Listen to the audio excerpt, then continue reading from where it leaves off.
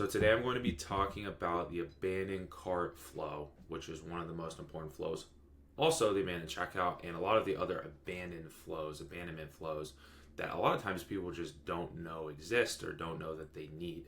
I feel like a lot of people search abandoned cart, how to build an abandoned cart flow. What are the specific methods? What's the special stuff I can do to get someone over the finish line and convert them if they're already at your cart and they leave, right? How do I convert them with email? I know people are doing it. How do I do it? So number one is have your abandoned cart, but also have your abandoned checkout. And Klaviyo has made it really easy recently to have the checkout started and have the added to cart, right? They're two different triggers. People say it's abandoned cart flow. They'll name it abandoned cart, but then the trigger is checkout started. Those are two different triggers, right? Checkout started is abandoned checkout. Added to cart is abandoned cart.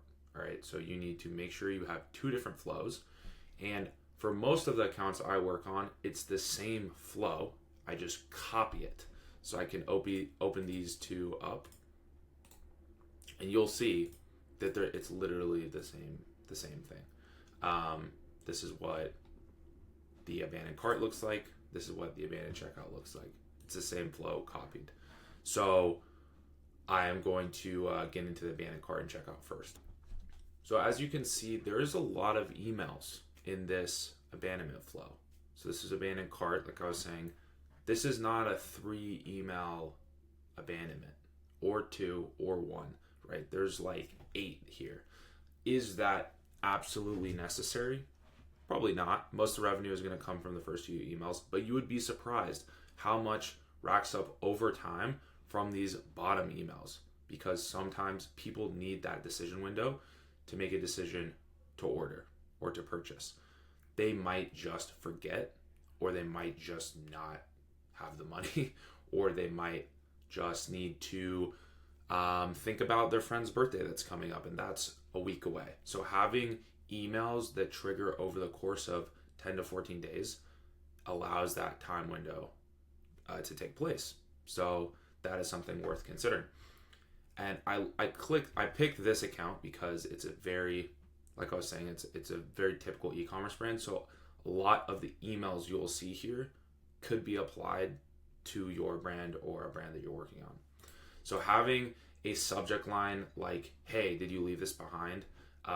Is great, because it's literally just reminding the person of what they were looking at in their cart. And as you can see, it converts really well. And this is just a text-based email. We've found with this brand, text-based works really well. And you can see how simple it is. It won't look the same for every brand, but you might be able to take something away from looking at this email. It literally just has 3 of the brands, risk reversals, 90-day money-back guarantee, free gifts with every order, wrinkle-free, organized packaging. Having a statistic like 80% of our customers say packing has never been easier since switching to the Travel Smart bag. It's easy, skimmable to read. It also has the incentive up here of up to 56% off, and the button is really clear and obvious. I would test that, especially if you're warming up an account. Text-based emails in the first email of the flow, it could be the first email in the welcome flow even, tend to perform really well because all that HTML is better, leaves you in better standing with inbox providers if you're not established. So inbox providers might be iffy on you until you reach a certain point of consistent open rates. Until that point, if it's a new account, you're warming it up, you might want to try having text-based emails. So that's a little tip. This is the graphic-based version. And again, super simple stuff here. Literally just having a dynamic image and the risk reversals from the brand and the footer, giving people the opportunity to shop the categories. Super simple stuff. You have great taste. For whatever reason, this email always gets high open rates. That subject line, people just like. It doesn't matter if it's this brand or another brand that's selling completely different products. Having the simple subject line of you have great taste, I would test that out. It has worked really well for me. And you can see how simple this email is. Just reminding you that you have this in your cart. Click here to complete your order. Just a simple, basically reminder notification. Works great.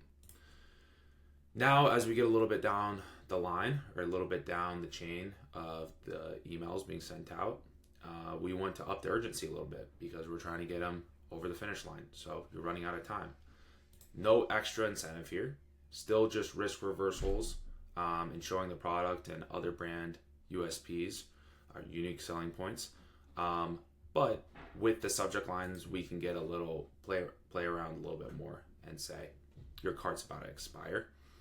I like the 5-star emoji. I would test this on your brand and see if it works.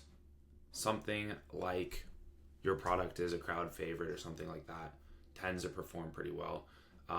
Hasn't been great the past month with this brand, but I still like to include it.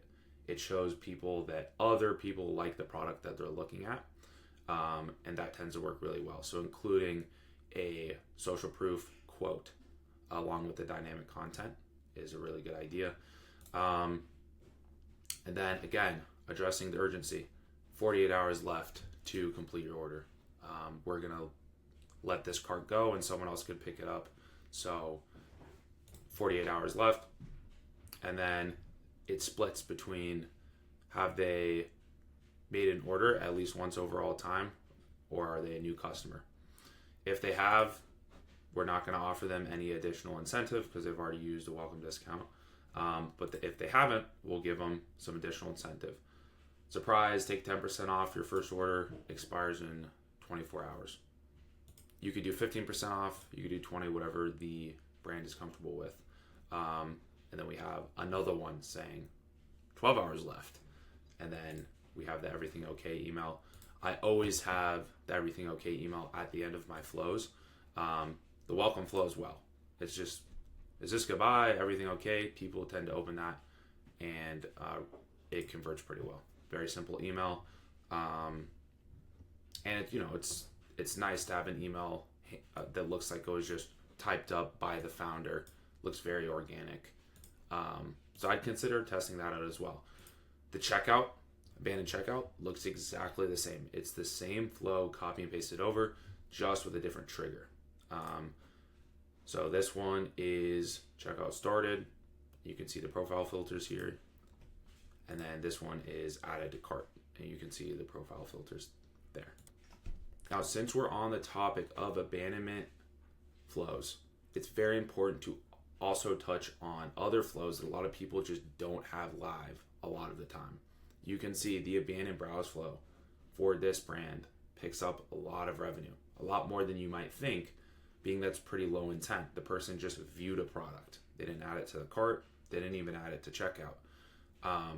They might have not even ordered before or been engaged with the brand before. But if you do it right, it definitely will be worth the investment. And then also another one is the abandoned site flow. Even lower intent here. The person didn't even click a product.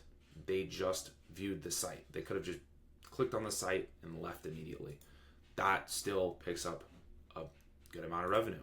So all of this stuff adds up over time to be thousands, tens of thousands of dollars in revenue, depending on your average order value,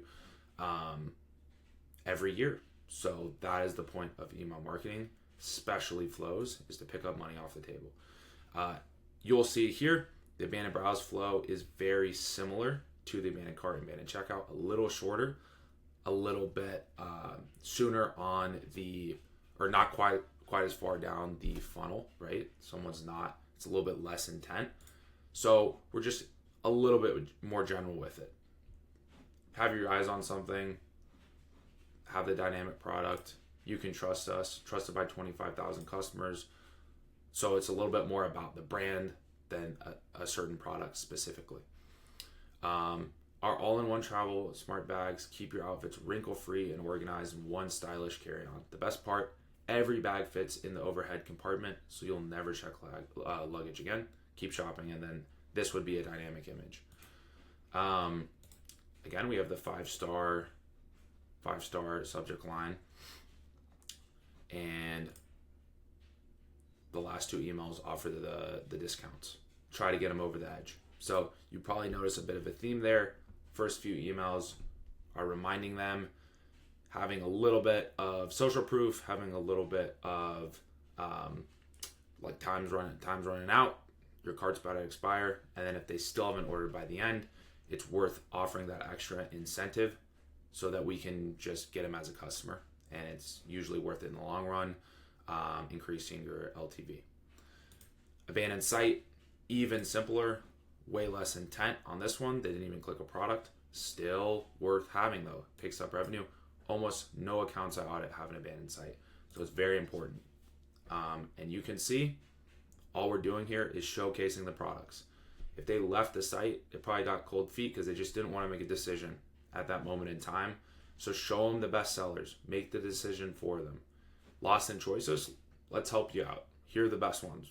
Like, you want to buy something, here you go. People go to your site not because they're on, their break or whatever. I mean, maybe, but they're going to your site to buy something, right? They want to buy products, especially if they're looking at their email, about a promotional email about travel bag, for instance. They want to buy it. They want a good excuse to buy it. So give them the excuse, and that's what these emails can be. That's why risk reversals are so great to have as well, because the person can get their money back in 30 days. They see all these other reviews of people enjoying it, and they know they can exchange the product at any time if they need to. So that is the video. I just wanted to do a very quick and to the point video live in Klaviyo, because I know when I was first learning to build out these flows, those were the type of videos that were most helpful for me. If you are an e-commerce business that's interested in learning more about some advanced strategies and how to recover a lot of your abandoned cart opportunities, then I will leave the link to book a free audit with me below this video. We can just hop on a call and I will break down strategy with you. And then if you still want help after that, you can work with myself and my team, and we can do a full flow build out for you. And we can get to chopping it up. So look forward to that. Leave a comment, like, all that stuff. Appreciate the support. Have a good one.